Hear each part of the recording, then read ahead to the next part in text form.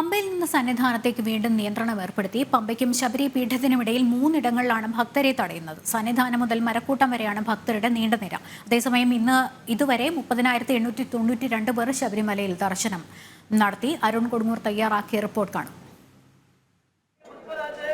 സന്നിധാനത്ത് തിരക്ക് നിയന്ത്രണ വിധേയമായി തന്നെ തുടരുകയാണ്. എന്തായാലും കൂടുതൽ നിയന്ത്രണങ്ങൾ ഏർപ്പെടുത്തേണ്ട ഒരു സാഹചര്യമാണ് നിലവിലുള്ളത്. ഉച്ചയ്ക്ക് ശേഷം കൂടുതൽ തീർത്ഥാടകരുടെ ഒരു തിരക്ക് ഉണ്ടാകുമെന്നുള്ള ഒരു കണക്കുകൂട്ടലാണ്. അതുകൊണ്ട് തന്നെയാണ് പമ്പയിൽ നിന്നും മരക്കൂട്ടം വരെയുള്ള ഇടങ്ങളിൽ 3 സ്ഥലങ്ങളിൽ തീർത്ഥാടകരെ നിയന്ത്രിച്ചതിന് ശേഷം മാത്രമാണ് കയറ്റി വിടുന്നത്. എന്തായാലും ശബരിമലയിൽ ഉൾക്കൊള്ളാവുന്നതിലധികമുള്ള തീർത്ഥാടകർ ഇപ്പോൾ ഇവിടെ ഉണ്ട് എന്നാണ് പോലീസിന്റെ ഒരു കണക്കുകൂട്ടൽ. ഇതിനനുസരിച്ചുള്ള നിയന്ത്രണങ്ങൾ തീരുമാനങ്ങളൊക്കെ തന്നെയാണ് ഉണ്ടാകുക. എന്തായാലും ശരാശരി 1 ലക്ഷത്തോളം തീർത്ഥാടകരാണ് സന്നിധാനത്തേക്ക് ഒരു ദിവസം എത്തുന്നത്. അതുകൊണ്ട് തന്നെ കൃത്യമായ ഒരു നിയന്ത്രണങ്ങൾ ഏർപ്പെടുത്തേണ്ട ഒരു സാഹചര്യമുണ്ട്. അത്തരത്തിൽ നിയന്ത്രണങ്ങളിലൂടെ മാത്രം മുന്നോട്ട് പോകാവുന്ന ഒരു സ്ഥിതിവിശേഷമാണ് നിലവിൽ ഉള്ളത് എന്നാണ് പോലീസും അതോടൊപ്പം തന്നെ ദേവസ്വം ബോർഡും എല്ലാം തന്നെ പറയുന്നത്. എന്തായാലും വരും ദിവസങ്ങളിലും തീർത്ഥാടകരുടെ ഒരു തിരക്ക് വർദ്ധിക്കാനുള്ള ഒരു സാധ്യതയുണ്ട്. കാരണം മണ്ഡല പൂജാ സമയത്തേക്ക് അതോടൊപ്പം തന്നെ കേരളത്തിൽ അവധി ദിവസമാകുന്നു. അതുകൊണ്ട് തന്നെ മലയാളികൾ അടക്കമുള്ള തീർത്ഥാടകരുടെ എണ്ണത്തിൽ വർധന ഉണ്ടാകാനുള്ള